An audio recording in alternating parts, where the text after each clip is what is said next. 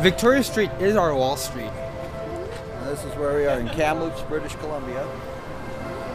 Nice peaceful atmosphere, everybody's behaving themselves.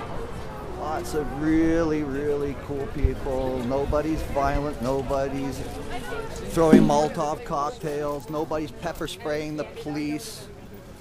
Nobody's blowing up police cars or shitting on police cars in Kamloops. We love our policemen. We know that they're part of the majority. The policemen don't want C-10 to pass either. They want the judges to have some discretion. We do not want mandatory minimum sentences in this country. Nobody does. Not the police, not the judges. The only people who do, the police associations and prison guard unions, and the politicians getting fat from incarcerating human beings. When people become a commodity, we live in a fascist state. And that's where we are today. The sign says it all. Media is our natural downer. A great Canadian, Marshall McLuhan, once said, the medium is the message. The medium today is the voice of the people. It is no longer the voice of the government. The government doesn't represent the people in this country. We do not have a representative democracy in Canada. In Canada, the only democracy we have is that of rich people to choose which rich people get to make which rich people richer. The representatives represent the political parties. They don't represent the people in their writing.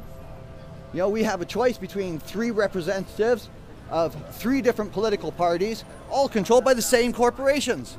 Does that sound like a free choice to you? Anybody like myself who'd like to choose to run for office is discredited, given a criminal record, and they come up with excuses and reasons why people like myself are not allowed to air our opinions publicly. My letters to the editor aren't published. I'm not allowed to go on television and make a statement. When we occupied Kathy McLeod's office and began this whole occupation thing, the media published Kathy McLeod's side of things, but not one word of what we were there to protest.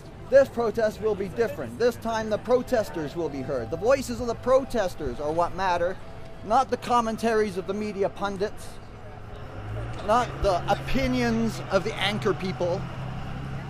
It's these people's voices. These are the people who own this country. These are the people that want to make the decisions for their country. These are the people that run this country, or should be running this country. These are the people the government is working for. These are the people the police are employed by. These are the people who employ our military. These are the people who pay the politicians' salaries. And their families have such nice lifestyles. I'll bet you all these people here in this square together today didn't make as much money last year as Kathy McLeod did. If half. So I think there's some imbalances to the allocation of resources in this country. The resources belong to the people, not to the government. Let's get that straight. They are the people's resources, not the government's resources. Should be the government. That's right. We do not need representative government. We can represent ourselves. The representative system was set up when it took a day writing to get a voice around just one neighborhood. It took weeks to get a message to Ottawa, and it was impractical for a person to voice their opinion in government. So we had a representative who we could trust go to Ottawa to speak for us. Now we have a representative of a political party expressing the views of their party to the writing, which is a completely different thing. We do not have the representative government our Constitution was set up to give us. It is also obsolete. Now we have communications. We don't need to send somebody to voice our opinion for us. We can now voice our own opinion. We can now, every person has a vote. Every person has a PIN number and a SIN number. There is no need to have a representative in Ottawa voice their opinion on our behalf.